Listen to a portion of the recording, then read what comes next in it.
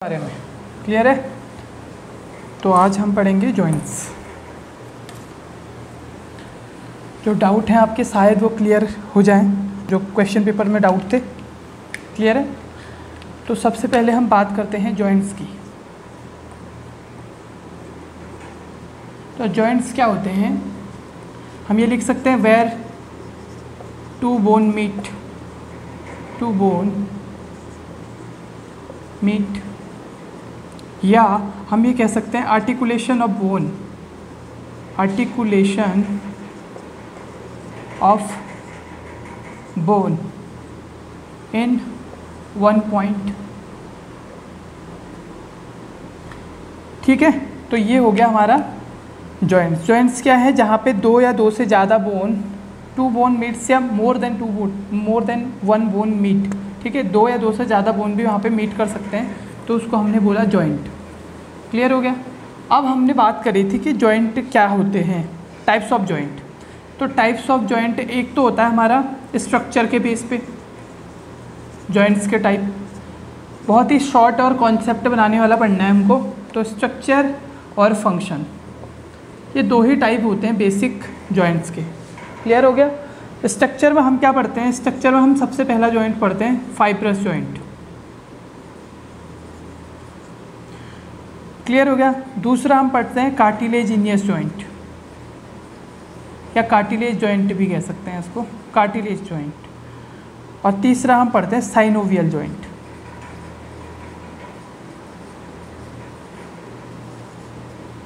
Clear हो गया, इतना क्लियर हो गया। दूसरी साइड फंक्शन के हिसाब से पहला आता है सिनआर्थोसिस, दूसरा आता है एम्फीआर्थोसिस, और तीसरा आता है आपका सिमआर्थोसिस, एम्फीआर्थोसिस और डायआर्थोसिस।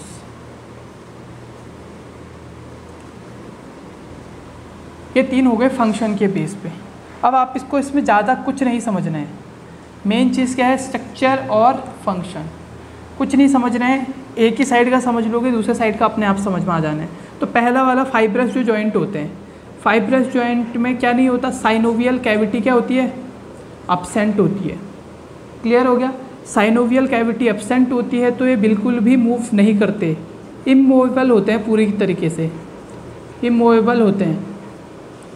क्लियर हो गया। फाइब्रस जॉइंट के बारे में दो ही बातें याद रखनी है कि एक तो ये क्या होते हैं, इनके अंदर साइनोवियल कैविटी नहीं होती, साइनोवियल कैविटी अगर नहीं प्रेजेंट होती तो ये इमूवेबल होते हैं। दूसरा आता है कार्टिलेजिनियस। साइनोवियल कैविटी तो इनके अंदर भी नहीं होती, लेकिन ये स्लाइटली मूवेबल होते हैं। क्या होते हैं, स्लाइटली मूवेबल। अब आप ये कमेंट करेंगे कि आपके बॉडी में कौन से स्लाइटली इमूवेबल हैं, और स्लाइटली इमूवेबल हैं और बिल्कुल इमूवेबल हैं। तो इमूवेबल तो मैं बता देता हूँ आपको, सूचर्स आते हैं। ठीक है, जो सूचर्स होते हैं स्कल में हमारे, वो हमारे क्या है, फाइब्रस जॉइंट का ही एक टाइप है। अगला आता है साइनोवियल जॉइंट। साइनोवियल जॉइंट में आपको पता है साइनोवियल कैविटी रहेगी और ये फ्रीली मूव करेंगे। क्लियर हो गया। तो तीन चीज़ें पढ़ी हमने इनके बारे में। क्या क्या पढ़ा, फाइब्रस जॉइंट के बारे में हमने पढ़ा, इसके अंदर दो चीज़ें, साइनोवियल कैविटी एब्सेंट रहती है, दूसरी चीज़ बिल्कुल इमूवेबल होता है। दो चीज़ पढ़ ली। फिर हमने कार्टिलेज के बारे में पढ़ा। साइनोवियल कैविटी तो इसमें भी एब्सेंट रहती है, लेकिन ये स्लाइटली मूवेबल रहते हैं। क्लियर हो गया। साइनोवियल उसमें पढ़ा हमने, साइनोवियल कैविटी प्रेजेंट रहती है और कैसे मूवेबल होते हैं, फ्रीली मूवेबल होते हैं। तीन चीज़ें पढ़ ली, तो तीन ही चीज़ में आपको ध्यान रखना है। साइनोवियल जॉइंट हम आगे पढ़ेंगे, इसका एग्जांपल आपने बताना है मुझे कार्टिलेजिनियस जॉइंट का।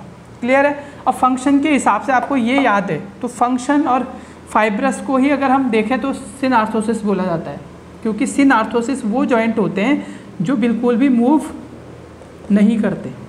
एम्फीआर्थोसिस मतलब स्लाइटली मूव करते हैं, और डायआर्थोसिस मतलब फ्रीली मूव करते हैं। तो हमको अगर इस साइड के फाइब्रस, कार्टिलेजिनियस और साइनोवियल याद हो गए तो हमें सिनआर्थोसिस, एम्फीआर्थोसिस और डायआर्थोसिस भी अच्छे से याद हो जाएगा।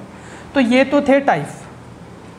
क्लियर हो गया। अब हमने पढ़ना है मेन इंपॉर्टेंट क्या, साइनोवियल जॉइंट। उससे पहले स्टडी ऑफ जॉइंट को हमने क्वेश्चन भी दिया था, क्या बोलते हैं, आर्थ्रोलॉजी।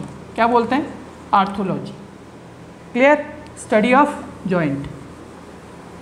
अब हमने पढ़ना है साइनोवियल कैविटी। क्या पढ़ना है, साइनोवियल जॉइंट। साइनोवियल जॉइंट कैसे होते हैं देख लेते हैं।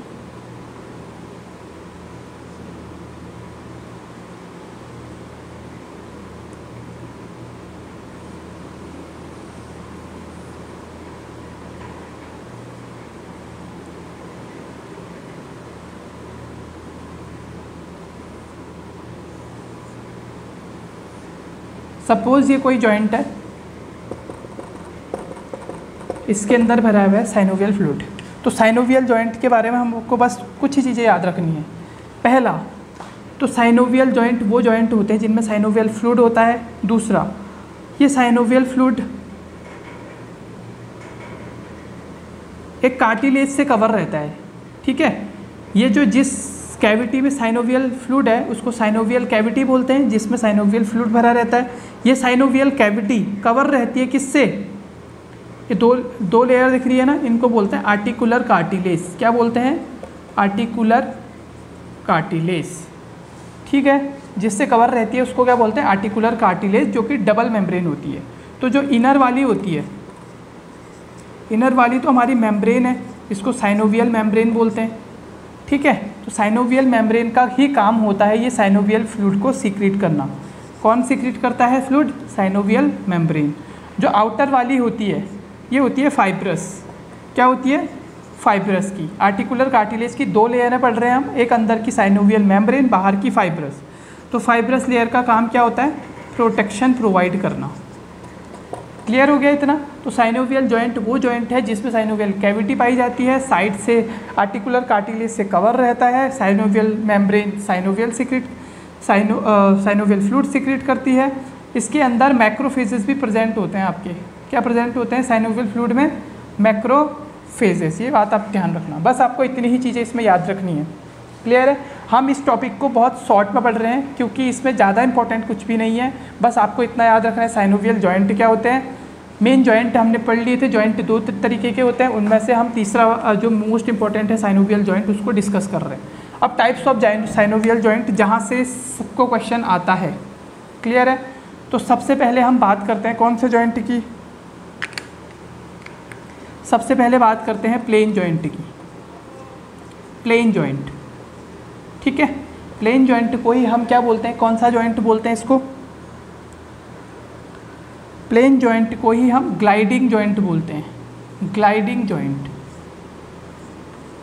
क्लियर हो गया? अभी कुछ बच्चों के डाउट थे, वो धीरे धीरे क्लियर होने वाले हैं शायद मेरे हिसाब से। फिर भी नहीं होते तो आपको कमेंट करना है, ठीक है। तो प्लेन जॉइंट कौन से जॉइंट होते हैं? Gliding joint. कहाँ पे पाए जाते हैं? ये पाए जाते हैं आपके फैलेंजेस के आपस में, जो फैलेंजेस जुड़ी रहती है ना हमारी, इंटरफैलेंजेस। ये सपोज मेरी फिंगर है, तो ये फिंगर जिससे इसके बीच में जो जॉइंट है इनको बोला जाता है इंटरफैलेंजेस जॉइंट। पहली चीज़ याद हो गई आपको, प्लेन जॉइंट या ग्लाइडिंग जॉइंट आपको याद हो गया। क्लियर है? उससे पहले आगे जाने से पहले एक और चीज़, जॉइंट के अंदर मैंने पूछा था कि सबसे मेन बोन की साइनोवियल फ्लूइड के अंदर कौन सा कंपोनेंट होता है, कौन से रिच होता है? तो फैट रिच होता है, ठीक है। फैट रिच कंपोनेंट होता है साइनोवियल फ्लूइड के अंदर। अब प्लेन जॉइंट हो गया हमारा। दूसरा जॉइंट कौन सा है हमारा? दूसरे जॉइंट की बात करते हैं, हिंज जॉइंट। हिंज जॉइंट के नाम याद रख लेना आप। हिंज जॉइंट को ही कौन सा जॉइंट बोलते हैं? गिंगलाइमस। क्या बोलते हैं? गिंगलाइमस जॉइंट बोलते हैं। एक और नाम होता है इसका जो मैंने दिया शायद, कॉन्डेलर जॉइंट, कॉन्डाइलर जॉइंट। तो ये तीनों हिंज जॉइंट के ही नाम है। तो हिंज जॉइंट को तो आपको अच्छे से पता होगा कहाँ पे होता है, एल्बो पे आपने देखा होगा। क्लियर है? एल्बो के अलावा आप फैलेंजेस में जो जॉइंट होता है, ठीक है, फैलेंजेस जिससे मूव कर रही है। इंटरफैलेंजेस का मतलब वहाँ पे जो इंट्राफैलेंजेस, सॉरी एक चीज़ गड़बड़ होगी, इसमें इंट्राफैलेंजेस बताया था ना मैंने, इसमें होगा इंट्राकार्पल। इंट्राकार्पल प्लेन जॉइंट होते हैं इंट्राकार्पल, मतलब जो 8 हमारी कार्पल बोन है उनके बीच में जो जॉइंट होता है उसको बोलते हैं plane joint, gliding joint. Clear हो गया? हिंज जॉइंट, गिंगलाइमस जॉइंट और कॉन्डिलॉइड जॉइंट होते हैं हमारे जो फेलेंजेस के अंदर है, क्योंकि वहाँ पे हिंज बना हुआ है ना, ऐसे हिंज बन जाता है। एल्बो में है और नी जॉइंट को बोला जाता है क्या, हमारा हिंज जॉइंट। एल्बो, फेलेंजेस और नी आते हैं हिंज में या गिंगलाइमस में या कॉन्डिलॉइड में, क्योंकि एग्जाम में किसी भी नाम से आ सकता है, तो आपको याद रखना है इनके नाम। थर्ड वन कौन सा जॉइंट हो सकता है हमारा, थर्ड वन होता है हमारा पाइवेट जॉइंट। कौन सा, पाइवेट जॉइंट। पाइवेट जॉइंट कहाँ पाया जाता है, सबसे पहले रेडियस और अल्ना के बीच में जो जॉइंट होता है वो होता है आपका पाइवेट जॉइंट। क्लियर हो गया। पाइवेट से ही आपको याद रखना है जो C2 और C1 के बीच में जो जॉइंट बनता है, किसके बीच में, C2 और C1 के बीच में जो जॉइंट बनता है, जिसको क्या बोलते हैं, C2 को हम क्या बोलते हैं, एक्सिस, और C1 को क्या बोलते हैं, एटलस। तो एटलेंटो एक्सियल जॉइंट, इसमें आता है पाइवेट जॉइंट, किसमें, रेडियस और अल्ना के बीच में, और एटलेंटो एक्सियल जॉइंट, ये याद रखना C2 और C1 के बीच में बन रहा है। क्लियर हो गया। पाइवेट के बाद में, जिसमें कुछ बच्चों को डाउट आया था, बहुत अच्छा लगा मुझे, डाउट आया उनको, ठीक है, उन्हें क्वेश्चन पढ़ा तो सही। उसके बाद बहुत बच्चों ने ये क्वेश्चन पूछा था एलिप्सॉइड, जो मैंने क्वेश्चन में दिया था एलिप्सॉइड। एलिप्सॉइड का ही दूसरा नाम है, क्या है, कॉन्डिलॉइड।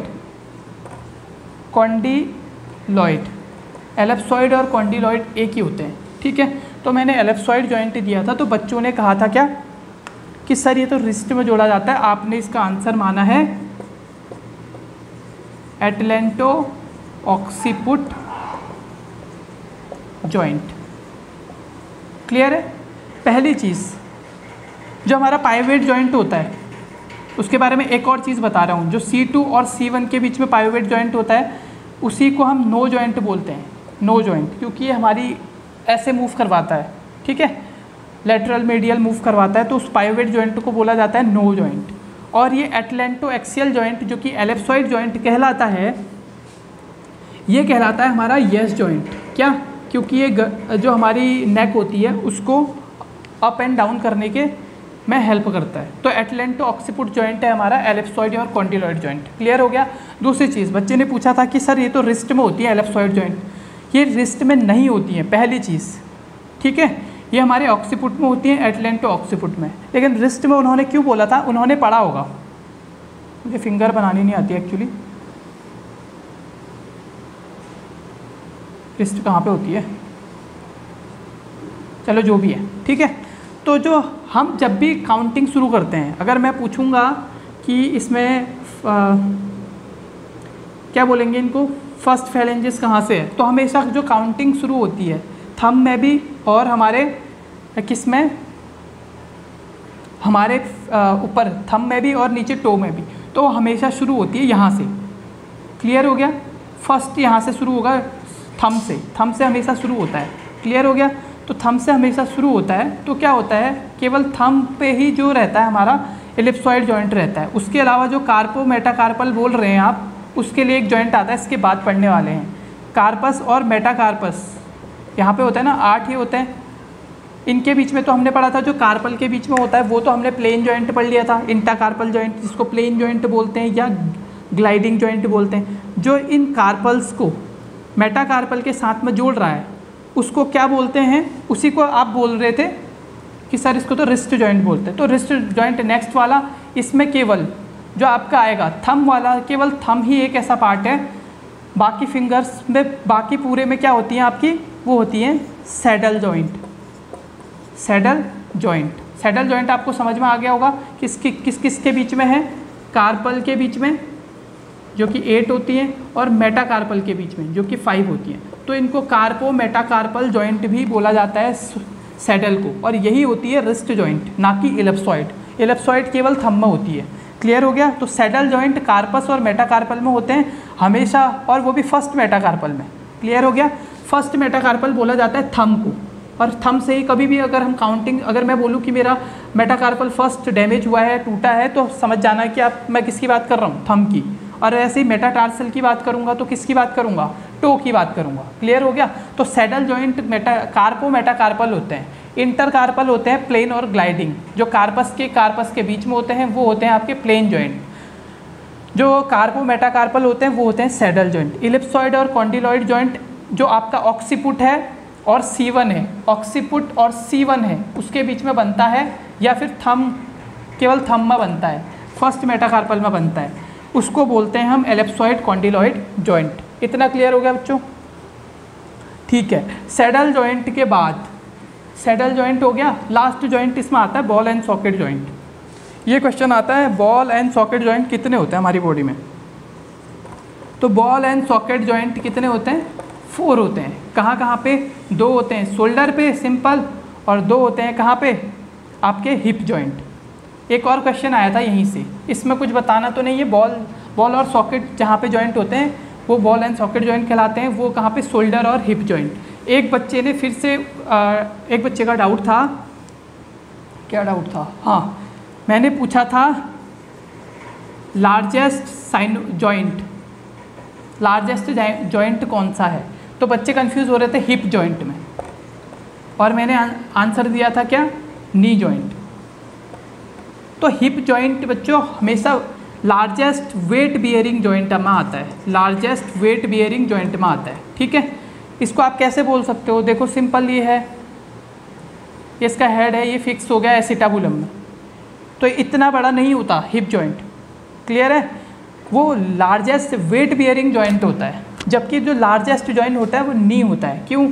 फीमर के कॉन्डाइल्स होते हैं फर्स्ट, तो फिर उसमें नीचे आके 2 बोन जुड़ रही है, फिर तीसरा पटेला जुड़ रहा है उसमें, तो लार्जेस्ट जो जॉइंट होता है वो नी जॉइंट ही होता है। हिप जॉइंट क्या होता है? लार्जेस्ट वेट बियरिंग जॉइंट कहलाता है हिप जॉइंट। क्लियर है? तो लार्जेस्ट जॉइंट है हमारा knee joint, largest weight bearing joint है हिप जॉइंट। तो यहाँ पे भी आपका क्लियर हो गया होगा मेरे हिसाब से। क्लियर है? फिर भी कोई भी डाउट आए जॉइंट से रिगार्डिंग, स्केलेटल सिस्टम से रिगार्डिंग, क्योंकि आज हम इसको ख़त्म करने वाले हैं अच्छे से। अब आता है लास्ट वन, कुछ चीज़ें और बता देते हैं आपको। मैंने एक दिया था बोन टू बोन कनेक्ट होती है तो उसको क्या बोलते हैं? बोन टू मसल कनेक्ट होती है तो उसको क्या बोलते हैं? क्लियर हो गया? तो बोन टू मसल जब होती है तो उसको बोलते हैं क्या? टेंडन। और बोन टू बोन जो होते हैं वो होते हैं लिगामेंट्स। मैंने जब ये याद किया था, मैंने BMT से याद किया था, आप देख लेना आपको कैसे याद होता है। तो बोन और मसल जहाँ पे जुड़ती है टेंडन कहलाता है, बोन से बोन लिगामेंट्स कहलाते हैं। इस चैप्टर में इतना ही, बाकी अगला सिस्टम हमारा डाइजेस्टिव सिस्टम होगा। तो स्केलेटल सिस्टम यहाँ पे हमारा कंप्लीट हो गया। तो कोई भी अगर आपको डाउट हो तो आप पूछ सकते हैं। क्लियर? Thank you.